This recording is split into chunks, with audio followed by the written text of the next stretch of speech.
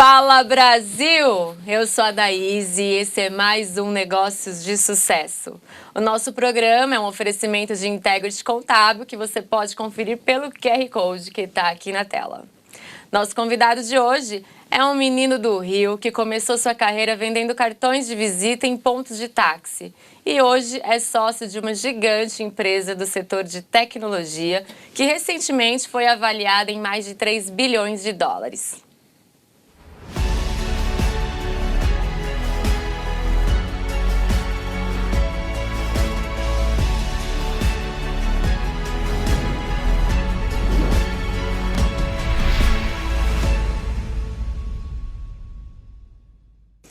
E quem vê o bolo pronto acha que o crescimento foi da noite para o dia. Mas não é bem assim e o Alfredo Soares está aqui para contar para a gente sobre a sua história. Seja muito bem-vindo, Alfredo. Tudo bem, primeiro é um prazer estar aqui. Feliz de poder compartilhar um pouquinho. Acho que não é só a minha história. A história da Vetex, da loja integrada, representa muitas outras pessoas que fazem essa história. Mas participar dela já é uma honra muito grande. Poder talvez reverberar elas, contar e inspirar outras pessoas, outros empreendedores, também vai ser muito legal. É isso aí, a coletividade é a alma do negócio, né? E agora falando de história, queria que você contasse um pouco a sua história para o nosso telespectador entender. Você que é um menino que começou ali atrás vendendo cartões de visita, foi para o e-commerce, como que você chegou no e-commerce até se tornar aí um braço da Vetex, que é a maior plataforma de e-commerce que a gente tem no país? Olha, eu gostei do menino, tá? O menino é um menino legal. jovem, já não é tão deve menino ter assim, o quê? não. Deve ter minha idade. Já passei por isso, mas eu comecei aos 17 anos vendendo cartão de visita. Na verdade, foi a consequência de um desafio na faculdade, de um trabalho, onde eu participei da agência experimental e tinha o desafio de conseguir imprimir imã de geladeira para um cliente lá da agência e conheci uma empresa no centro do Rio. E quando eu fui lá retirar o material, eu acabei vendo um cartaz para se tornar representante gráfico. E aí comprei essa ideia na época, era designer, e comecei assim, dessa maneira. Isso acabou me levando, e eu acho que isso é legal muito de contar, né? Que muitas das coisas que a gente faz, muitas vezes sem entender a capacidade de futuro ou de possibilidade de efeito colateral que aquilo pode causar na nossa vida. Mas, no final, são essas decisões que a gente vai tomando, independente de olhar muito, de ter a visão muito da frente com clareza, que vai conectando as etapas da nossa vida. E o cartão foi uma delas, me conectou com vários negócios, várias empresas, até eu começar a ver essa demanda da internet. E aí, na época, eu era um designer, eu vendia projeto de criação de arte, de anúncio, de panfleto, para algumas empresas. Começou a ter uma demanda muito grande de site. Eu migrei para esse mundo digital, mas eu era o cara que falava assim, pô, esse negócio digital nunca vai acabar, acho que o negócio é o papel, é o jornal, é o anúncio ali da revista e tudo mais. E eu vivi essa disrupção desse mundo da mídia, né? Do jornal, do classificado de carros pro Web Motors.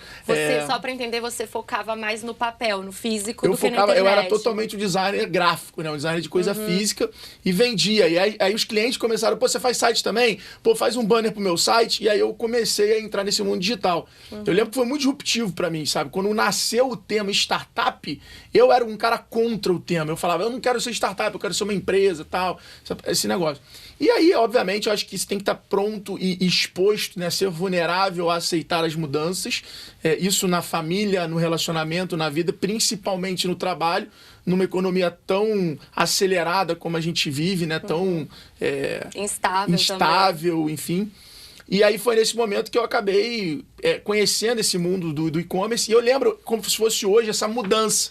Que foi uma época onde as pessoas pediam um site, depois elas pediam um site catálogo, que era o site com os produtos organizados, e depois elas pediam um site orçamento, que era o site que fazia orçamento, ou seja, a pessoa juntava tudo e mandava um e-mail, aí você recebia um e-mail com tipo assim, fulano de tal entrou e se interessa por isso, e aí você entrava em contato com aquela pessoa, ou seja, a parte de apresentação de produto começou a ficar mais digital e isso mudou. E aí eu lembro, cara, de um dia a gente começar, eu lembro que foi assim, uma semana que todo mundo que pediu orçamento de site catálogo começou a perguntar, mas vocês têm forma de pagamento na página do orçamento?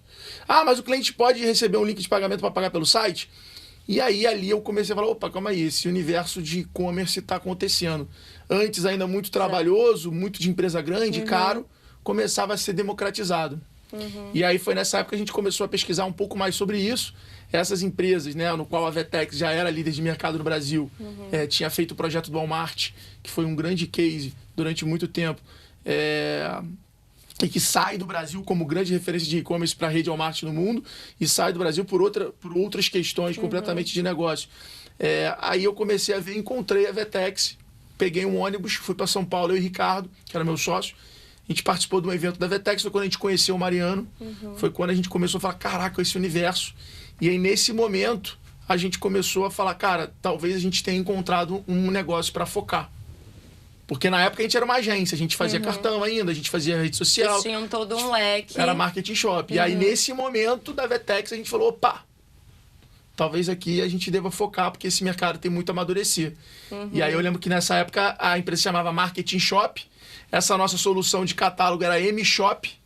E foi quando a gente conheceu a Vetex que a gente falou, cara, vamos criar um nome diferente, vamos fazer uma coisa nova, focada nesse mercado. E aí nasceu a X-Tech. Até para confundir com o Vetex o nome ali, a história que está no meu primeiro livro, que foi bem engraçada. E, cara, graças a Deus deu super certo. E aí, depois eu vim conhecer o Mariano de novo. E a X-Tech, ela já nasceu de uma ambição de ser comprada um dia por uma grande como a Vetex? Eu não diria que ela nasceu. Eu diria que ela nasceu... eu lembro muito bem, assim, de uma provocação que eu vi de um vídeo na época do Bill Gates no YouTube, falando que para você se tornar rico, você tem que fazer algo que deixe as pessoas ricas. E a consequência disso é que você vai se tornar uma pessoa rica. E na mesma época eu lembro de ter visto muito conteúdo desse mais inspiracional na época, dessas pessoas que são, né, quase intocáveis, intangíveis, mas que passam uma mensagem muito poderosa e que é muito importante, eu aprendi isso ao longo da jornada, que você tem que decifrar essa mensagem para a tua realidade. Claro. Né? Então não é o que o Steve Jobs fazia ou falava que eu vou pegar e vou fazer. Não, eu tenho que trazer para a minha realidade, para o meu momento de vida, para o meu entendimento, para a minha percepção, para a minha captação de entendimento. E aí eu lembro que foi exatamente nesse período que eu falei, cara, a gente tem que fazer uma empresa para os outros venderem e-commerce usando a nossa tecnologia e assim a gente vai conseguir construir um negócio. Não foi para vender, era muito para construir um negócio que eu conseguisse fazer outros designers, agências ganharem dinheiro. Isso já era um sonho que eu tinha com o Market Shop quando eu fiz. E eu já tinha entendido meio que esse modelo de negócio onde eu tinha que fazer pensando para os outros ganharem com aquilo e aí eles iam me levar junto. Claro. E aí foi nessa época que a gente olhou. Quando eu conheci o Mariano, né, eu falei, eu quero ser... Esse é o primeiro cara que eu tenho vontade de ser funcionário. Porque até então eu sempre tinha sido freelancer, tinha empreendido. Nunca tinha trabalhado CLT, por exemplo? Nunca tinha sido CLT, eu brinco nisso. Ah, você nunca teve chefe? Eu falei, sempre. Cliente é pior que chefe. Então eu sempre tive chefe, mas nunca fui CLT. Então eu sempre estava mais exposto ao risco. Mas, quando eu conheci o Mariano, foi o primeiro cara que eu falei, eu quero trabalhar para esse cara. Esse cara, ele consegue... e aí até esses dias vendo o TikTok, né? Eu tava vendo um vídeo que fala assim, você pode ser aplaudido por milhões, mas o reconhecimento muitas vezes necessário e maior é de uma pessoa. É de duas pessoas. E eu tenho muito isso com o Mariano, sabe? O Mariano é um cara que até hoje é um cara que eu posso estar sendo seguido por 1 milhão de pessoas no Instagram, posso ter 1 milhão de fãs, seja o que for. Posso dar uma palestra para 15 mil pessoas e todo mundo me aplaudir. A opinião dele sempre pesa muito para mim. Uma conexão que eu acho que vem dessa admiração, desse respeito. Que ele é a sua referência nesse mercado, né? Ele hoje eu tenho o prazer e honra de chamar de sócio, né? De amigo, de mentor. Mas ele acho que sempre foi a referência e a forma como ele se compromete com o futuro é algo que me impressiona muito. O apetite dele pelo futuro é algo que me impressiona muito. Quando você conversa com ele, a relação dele nunca é presente. É uma relação sempre com o que você está se comprometendo lá na frente. Então isso para mim acabou se tornando um pouco até a referência de o que é genialidade, né? Suportar o presente para construir o futuro. Sim. E foi um pouco isso. Quando a gente hoje fala disso e olha para trás, nossa, fazia tudo certo. Mas a hipocrisia é falar que eu sabia o que eu estava fazendo lá atrás. Eu botei muita energia, muita alma, ia fazendo muitas coisas e hoje eu consigo enxergar, olhar para trás e falar, nossa, foram essas coisas que eu fiz, foram esses valores que eu tive que foram conectando os meus momentos de sucesso. E aí eu lembro disso, eu falei isso para ele, o Ricardo também ficou muito pressionado, a gente falou assim, cara, tá tá aí o cara que a gente tem que se tornar sócio. E eu virei para ele numa reunião, que ele me conheceu para conhecer a Vetex, e eu falei com ele, né? Falei, Mari, você vai comprar minha empresa em 5 anos. Uau, a ambição. E aí ele falou para mim assim, então tá bom, me mostra que você entende desse mercado, que acho que a gente pode, Conversar. quem sabe, fazer uma coisa sobre essa. Uhum. E aí, para mim, assim, é um momento muito marcante.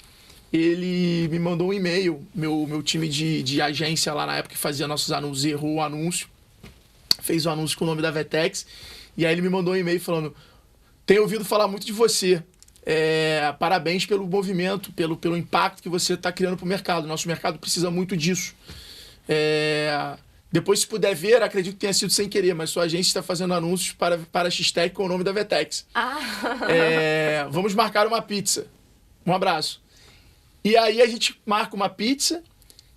Ele, nesse dia, mais elogia e quer saber e me dá informação e me ajuda do que qualquer outra coisa. Uhum. E aí, indo embora, ele me dá uma carona.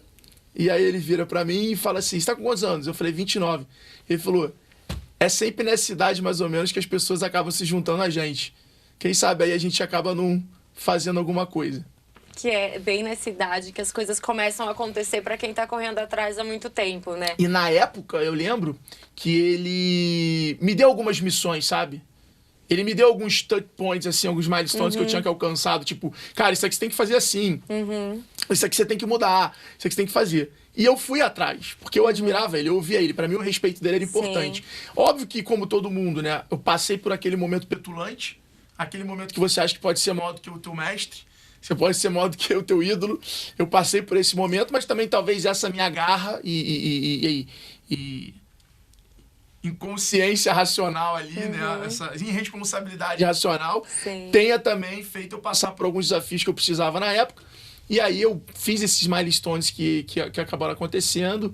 E aí o Adriano, que era o CEO da loja integrada na época, que era no qual a área da empresa que eu iria atuar, marcou um almoço comigo, a gente almoçou. Aí ele reportou pro Mariano como é que tinha sido.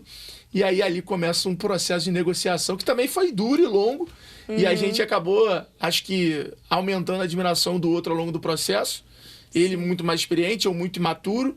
E a gente foi conseguindo chegar no equilíbrio ali através de vários momentos. Ele foi te lapidando. Exatamente, ele conseguiu ir me conduzindo. Legal. E no final, ele brinca, né? Ele fala que comprou a X-Tech, eu falo que eu consegui comprar a ação da Vetex quando não vendia ação. Olha só, é verdade, não deixa de ser, então né? Eu falo, as pessoas me entrevistavam e falavam, você vendeu a empresa? Eu falo, não. Eu tive que criar uma moeda que a Vetex queria comprar, e essa moeda acabou sendo a empresa. Legal, legal. E aí bacana. Foi super bacana, e hoje estamos aqui, como você falou, tivemos em Nova York recentemente. E agora, recentemente, a Vetex abriu capital na Bolsa de Nova York. Agora todo mundo pode comprar ação da Vetex. Agora tá liberado, qualquer um pode ser dono da Vetex também. E vocês levantaram 361 milhões de dólares no IPO. E o IPO valorizou a empresa em 3,6 bilhões, e eu sei que isso já mudou também agora, tá quantos bilhões? Não sei. Não sei. Bom, depois tem que entrar lá no homebrew. Depois a gente não fica olhando muito isso, não. A gente tem que olhar mais o nosso estudo para fazer. Exato. Mas eu sei que foi um sucesso, sem dúvidas, mas queria saber se realmente foi acima do esperado. Qual que era a expectativa de vocês? Olha, a gente sempre foi muito comprometido com o nosso futuro declarado, né? O Mariano e o Geraldo são dois caras fora da curva, que buscaram incansavelmente pessoas fora da curva para complementar a empresa, sempre aceitando a diversidade. E a diversidade, ela é muito romântica, falando, mas na prática, no dia a dia, conviver com pessoas diferentes, aceitar ideias, aceitar visões, juntar visões. É difícil. É muito desafiador. E eles foram os caras que eu posso falar, os 6 anos que eu estou na Vetex, sempre sustentaram e suportaram isso. E eles fizeram isso desde o início, com o Rafa e com o Sonsini, que são praticamente cofundadores da empresa lá atrás. A Vetex tem 20 anos, né? Então, quer dizer, eu vivi ali o growth da história, mas eu achei até legal. Tem muitas pessoas, o Rafinha, a Núbia, Bonatti, pessoas que já saíram, mas que viveram outros momentos muito mais desafiadores. Mas ao longo desses últimos 10 anos, a Vetex vem se encontrando muito, vem performando muito, e as pessoas que trabalham na empresa vêm aprendendo demais. E essa mistura de gerações, essa autonomia, essa liderança descentralizada vem fazendo a empresa ser inovadora e disruptiva em várias áreas. Tanto é que a gente vem adquirindo várias outras empresas nesses últimos anos. Então a nossa expectativa sempre foi enxergar o IPO como milestone, não da Vetex também, mas da América Latina, né? Um marco para a América Latina que tem a sua primeira empresa de software ali listada na NISE, com uma responsabilidade declarada globalmente, com acesso a novos investidores. Então, eu acho que não tem muito, não foi criada nem para o time, eu acho que também, né, do ponto de vista de relacionamento com eles, na cabeça do Mariano Geraldo, nenhuma expectativa. Sempre foi um processo tomado com muita responsabilidade, e responsabilidade essa que eu acho que ficou muito clara para a companhia como um todo e enraizou na nossa cultura na pandemia. Porque na pandemia não se tratava de uma questão do momento de oportunidade, se tratava do momento do governo da Colômbia ligar para o nosso country manager e falar assim: eu preciso botar a maior rede de farmácia no ar com e-commerce. Vocês conseguem me ajudar? Porque senão a gente não vai conseguir, as pessoas vão sair de casa para ir na farmácia. Então, a gente, obviamente, estava numa posição onde tinha demanda, Sim. uma demanda crescente, os nossos clientes também. Só que era precisando ajudar o cara novo a entrar no ar para sobreviver e manter os empregos, precisando ajudar as empresas que eram seus clientes a evoluir. Então, assim, a gente teve que assumir uma carga de trabalho, um comprometimento muito além do valuation da nossa empresa. E muito mais com o impacto que isso causaria para um lockdown, para a sociedade. Exato. E a gente se saiu muito bem. A gente teve muito entrosamento, a gente teve muita resiliência, a gente teve uma energia inesgotável, o time como um todo, o suporte, o CX, todo mundo. E isso, acho que fez a gente ficar muito mais confiante. Já era um sonho do Mariano do Geraldo, já era uma visão.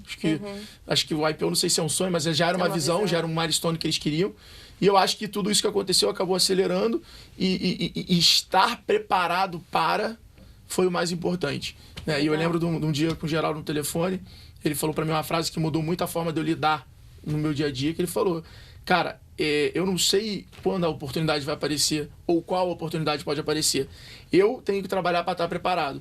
E eu acho que é muito isso a jornada do empreendedor, né? É mais a busca pelo preparo, a preparação para as Olimpíadas do que os 1 minuto de prova que você tem que bater o recorde mundial. Exato. E a questão da pandemia traz isso muito forte porque ninguém estava preparado. Então, quem tinha um pouquinho ali de alicerce que conseguiu se manter. Exato. E vocês estão vivendo uma consequência do que vocês entregaram na pandemia, né? Não só na pandemia, né? Mas nesses 20 anos, o que a gente vem absorvendo de conhecimento e compartilhando. A Vetex sempre se preocupou em liderar a revolução do mercado de e-commerce. E não só dentro de casa. E a pandemia acelerou muito isso. A pandemia acelerou. Então, hoje, para os sócios da Vetex, né, eu acredito, acho que o IPO é um milestone, um marco para a América Latina como um todo.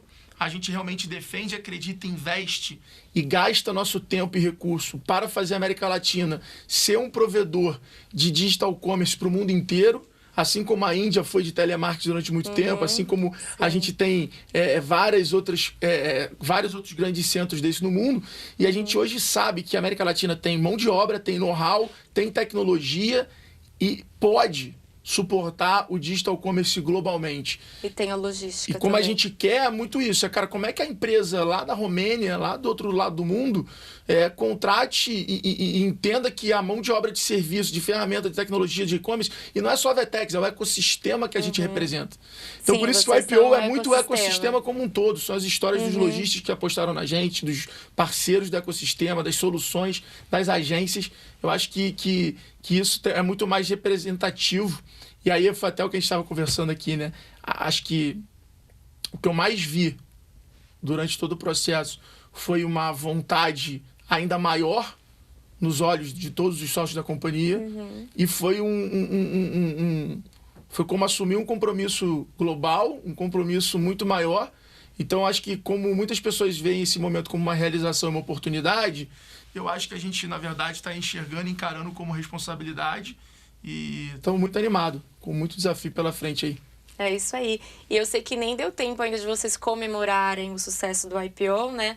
Mas eu já queria perguntar se vocês já estão pensando no próximo passo, se já deu tempo de pensar no próximo passo. Acho que sempre as pessoas têm ali um futuro já desejado, alguma coisa assim. mas você tem que realmente declarar um futuro e partir para as possibilidades. Então, a Vetex sempre trabalhou muito assim, muito enfrentando esse futuro, construindo as possibilidades para esse futuro. Eu acho que a gente muito antes já estava trabalhando para ele e a gente só continua trabalhando para ele. Acho que nada mudou, pelo contrário, acho que a gente só intensificou e tem mais energia, mais recurso, mais gente ajudando para fazer esse futuro realidade. Então, sim, a gente obviamente sabe quais são os nossos próximos passos, temos clareza disso e sabemos que tem muito trabalho pela frente, é só o começo, praticamente um day one aí, tudo isso que a gente está vivendo agora. Eu acho que eu falei isso lá, assim, eu acredito muito que a gente tem que aprender e o time Vetex é um time que celebra a jornada. A gente celebra toda sexta-feira, a gente celebra toda semana. E eu acho que um evento como esse é só mais uma celebração naquela semana. Então não tem muito esse, vamos comemorar. Não, cara, realmente seguir em frente, alta performance é um estilo de vida que a gente tenta trazer para nossa rotina, para nosso cotidiano todos os dias. Legal, legal. E você é um cara que você tem um exemplo muito forte de determinação, de ambição, de constância. Eu sei que vocês sofreram um tombo grande, antes da Vetex, claro. Sofreram um tombo muito grande, que foi a Black Friday, se não me engano, de 2016. Pode me corrigir se eu estiver errada. Isso. E eu imagino... Foi 15. Foi 2015? Legal. Eu imagino que isso tenha trazido bastante aprendizado para vocês e vocês colham os frutos desse aprendizado até hoje. Queria que você comentasse um pouco como que foi isso. Olha, normalmente a minha percepção de aprendizagem é que sempre que você está vulnerável é o momento do processo que você mais aprende. E o grande segredo é você dominar essa vulnerabilidade a ponto de se colocar vulnerável e não ter medo. Isso te faz tomar riscos muito maiores e, naturalmente, te faz ter os ganhos exponenciais. Essa para mim, assim, é uma das grandes lições que eu venho absorvendo nessa jornada. O Black Friday, naquele momento, me ensinou para os meus sócios, para o nosso time, o quanto a postura é a maior ferramenta de construção de marca e reputação que existe no mundo, independente do segmento ou do tamanho da empresa.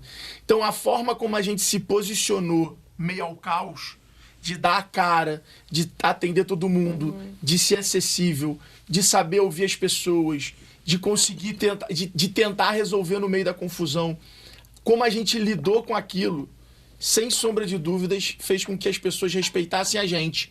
E aquilo foi o pilar que sustentou o nosso marketing, o nosso brand, a nossa reputação nos próximos anos e que fez talvez a Vetex comprar a gente. Então hoje, sempre que eu tenho um momento de muito desafio, de muita dificuldade, um momento que foge do meu controle, eu tento sempre me deixar vulnerável para absorver o máximo possível. E nem sempre o conhecimento ele vem num livro, ele vem num insight, ele vem do mentor. Às vezes ele vem na porrada. Sim. Às vezes ele vem na perda. Eu acho interessante você trazer isso, porque às vezes quando a gente sente que está vulnerável, a gente já se fecha, né? E isso acaba que elimina uma grande chance de aprendizado que possa vir depois. Então, eu acho que é inteligente você fazer isso, você se atentar para o momento de vulnerabilidade, porque a gente tende a fazer exatamente o oposto. No momento de vulnerabilidade, a gente não quer arriscar, a gente quer fazer o que sabe que dá certo. E acho bacana você trazer isso pra gente abrir mais esse parâmetro também. Às vezes declarar a vulnerabilidade, né? Eu faço muito esse exercício, às vezes, no LinkedIn, no Instagram, de contar uma coisa difícil, um desafio, uma história triste, um erro, uma falha. Acho que isso não tem problema nenhum, pelo contrário. Isso vai trazer pessoas mais verdadeiras, vai trazer pessoas, às vezes, querendo te falar um pouco sobre aquele momento. E eu acho que é isso, né? Eu acho que o dia que você não tiver essas vulnerabilidades, que você não tiver esses pontos fracos, como é que você vai desenvolver, né? O que vai ser isso? Com certeza. Então, com certeza. Acho que o Black Friday foi um ápice e a tangibilização desse conceito aí, desse mindset de vulnerabilidade. Bacana. E você fala bastante, Alfredo, nas suas redes sociais, enfim, sobre o empresário e o empreendedor. Queria que você trouxesse isso para o nosso público, que também é um público empreendedor, um público empresário. Queria que você trouxesse como que dá para pontuar o que é o empresário, o que é o empreendedor. O brasileiro, ele acaba muitas vezes querendo ser administrador. O administrador, ele cuida. Sim. O empreendedor, ele constrói. E o gestor, ele otimiza.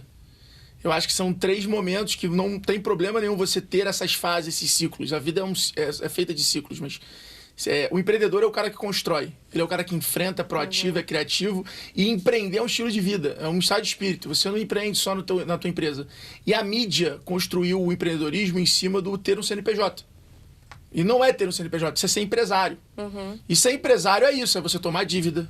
Ser empresário é você se responsabilizar pelos outros. Então, ser empresário tem esse lado, onde você tem muito mais ônus do que bônus. O bônus do empresário é o dividendo se ele tiver sucesso. Se ele não tiver sucesso, se ele for medíocre, que não é ser bom nem ruim, ele se fode. Muito obrigada pela sua presença aqui, Alfredo. Foi um prazer. Para mim foi uma aula. Depois eu vou assistir, vou anotar tudo, porque realmente foi uma aula incrível. Muito obrigada por ter aceito o nosso convite. Gostaria de agradecer o Betel Lombardi, o Igor Lombardi, todo o pessoal da Integrity que está nos apoiando aí sempre. Muito obrigada. E espero por você na próxima sexta-feira, às 9 horas da noite, no programa Negócios de Sucesso, aqui na TV Com Brasil. Até mais, vamos embora vender. Bora vender.